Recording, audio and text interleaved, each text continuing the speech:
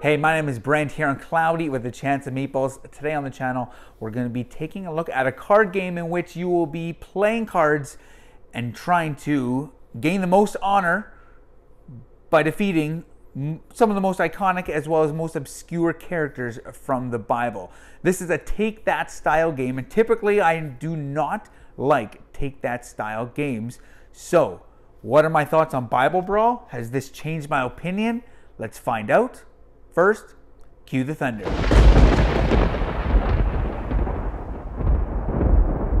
So the radar overview for Bible Brawl, take that style game of biblical proportions where you're going to be battling some of the most iconic as well as some of the most obscure Bible characters like this guy, Jair. I've actually never heard of this guy, but he was a judge, and apparently he was in the book of Judges, which makes sense. But anyways, I need to read up on my judges, apparently. So this is Bible Brawl set up for 2 players, and this plays 2 to 5, but I'm just going to show you a 2-player tutorial or overview. And I will say these playmats don't come with the game, but I highly suggest if you're going to play Bible Brawl that you play with these, because it just makes everything so just neat and clean. And again, you could easily play without them, but it just brings it all together.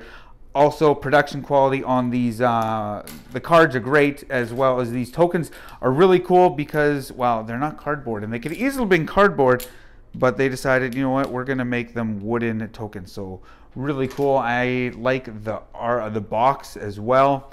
It's got a magnetic clasp, and it's just got more of the crazy artwork that you find in the game. So overall production, really, really good from the guys at Bible Brawl. So kudos to them on that.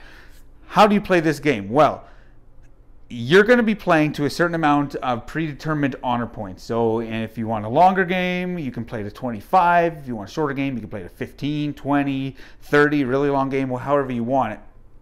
But on your turn, you have 5 action points to spend. And you can use these action points in a variety of different ways. So whatever cost or whatever number is in the top left corner. So Jair, it would be, I'd have to spend 2 action points to recruit him. I would only need one action point to recruit Abigail, and so on and so forth. So on your turn, you can, I could recruit Jair, and he right away would go to my back line, and he's in ready position. He cannot be attacked, and he cannot attack in the back line. You can only attack, and you can only be attacked if you have characters in the battle line, and you must always have at least one on your battle line.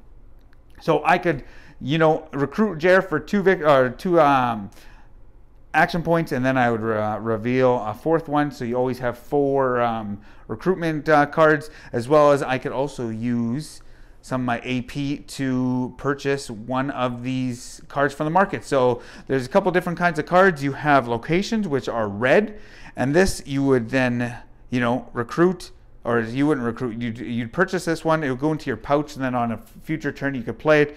And this kind of just hinders opponents with their hand limit. So you put this on an opponent's, battle line, then they can only have 6 cards in their hand instead of the normal 8. As well, you could collect these green cards, and you can attach these. So you can attach to a character, and that character is not able to attack for 2 turns.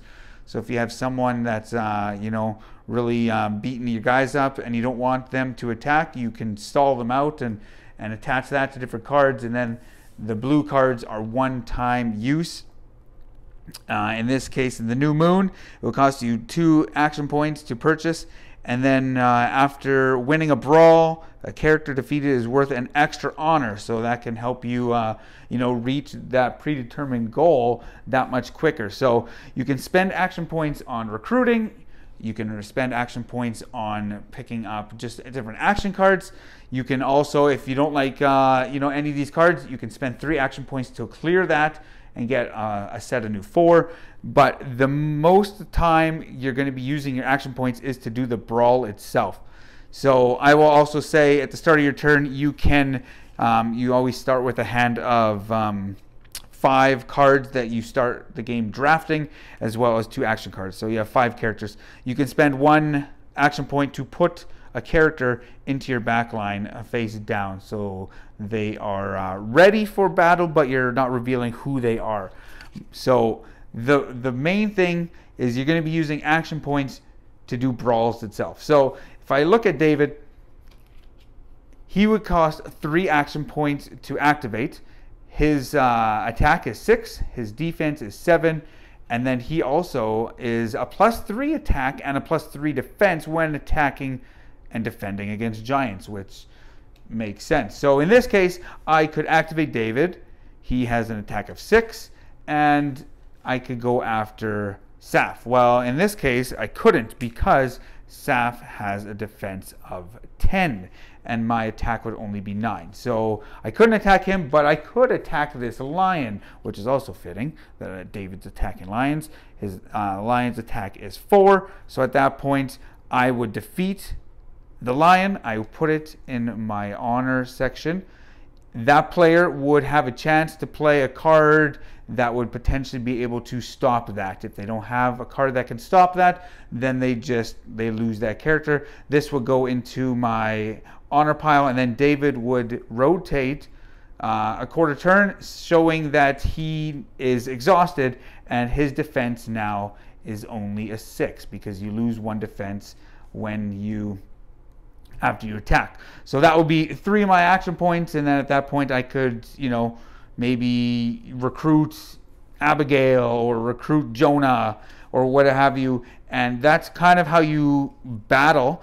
Again, there's these tokens, so sometimes you can buff up characters or have more defense. Different characters will piggyback off of others and will let you, like say this example, this Jer, as I got 2 of them, he's a judge, and when defeated +2 to a character on your battle line. So if I would have, Jer would get defeated, then all of a sudden I get 2 defense to someone else. So then I could add 2 defense to Daniel, making his defense a total of 9. So you keep going back and forth. At the end of your turn, you can then either take 1 card from the recruitment deck into your hand, good old Heyman, walking all proud and whatnot, or you could take 1 card from the market deck and put in your hand. You can never have more than 8 cards.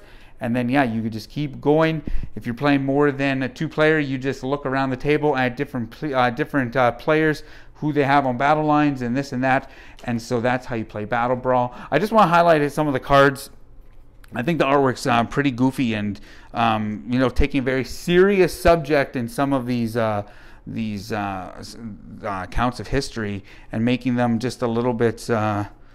maybe kid-friendly, maybe more kid-friendly. You got Gideon as well as the just Israelites, Haman, Esther. You have Elijah calling down fire from heaven, and so you have a whole bunch of them. That guy, I wouldn't, or Jael, I wouldn't go after her. Also has flavor text of where this story is from. So nice touch again from the guys from Bible Brawl. Let's check out the final forecast. So the final forecast for Bible Brawl, as you saw in the radar overview, let's look at production. Production quality on this is really, really good. The cards are good quality. The artwork is goofy, but it's done tastefully because the cards or the events taking place in these cards and the characters involved in these historically did some pretty crazy things, but it was done tastefully. So I like the artwork. I like the wooden coins or the wooden tokens. They could easily be in cardboard, as well as those playmats. If you're going to play this game, I highly suggest playing with those playmats because it just brings everything together and it keeps everything neat and tidy. And when I saw this game, the theme really stood out to me because growing up in the church and growing up going to Sunday school, knowing the stories and learning the stories of David and Goliath and Moses, as well as Samson and Jonah and all these stories and what they did, what these characters, there were people in history did, really intrigued me. I also said at the top of the video that take that style games are not my jam. Take that style games, much like a Villainous, really popular game, I didn't enjoy it. I don't know, it's just something about just playing good cards on yourself and bad cards on other people. I don't know, it's just not my thing. This is a take that style game, but it's not just playing good cards on yourself and bad cards on others. It's kind of, recruiting certain characters and to make the best, army, I guess you would say, and then using certain special event cards and location cards to help you defeat your opponents for most honor. So it's not take that style game, but overall it didn't sing for me. I didn't enjoy it as much as I thought I would going into the game. The theme speaks to me, but I feel that there's so much text on these cards that to me it bogged it down. I had to actually look at their FAQ on their website a bunch to find out how exactly certain cards work. So an appendix in the rulebook would have been really, really helpful. I know that the guys are part of a Bible Brawlers Facebook group where they're talking all about the game, questions you have for the game and different scenarios. They have answers. So they have poured a lot of time and effort into communicating different rules in this game, but I just felt that there were so many things to upkeep for myself. On your turn, you get 5 action points, and just remembering, okay, I spent 2, okay, so I have 4 left, or I have 3 left, so I spend this. Okay, I'm going to put this down. How many did I spend? It would have been nice to have, counters so you know how many action points you have left or how many you've used. That would have been nice. Just overall, it wasn't for me. I know another guy in my game group, he enjoyed it. He liked the kind of like tactical card feel of, picking certain cards or comboing different cards. And I think there are a decent amount of combos to be found in this game, but that recruitment deck is so big, and for you to find all these really good combos may never happen. And they didn't happen for me. And so that was a challenge. I like it that you can spend 3 AP to, wipe those recruitment and market lines to get more cards to refresh that. So I like that. But overall, it just wasn't, it wasn't for me. Maybe, if I was a youth kid playing games back in the day, I may have enjoyed that a lot more, because I think it's a great way for, if you're in youth ministry, to show this game to youth kids. And this isn't the shot that only youth kids will like it, and if you're playing it, you're a youth kid. That's not it at all. My styles have changed in gaming in the past 20 years, and if we're honest, I think everybody can say their styles of games that they enjoy has changed over time, even in a smaller number of years. Styles and interests change. But I could see myself having liked this a lot more a number of years ago.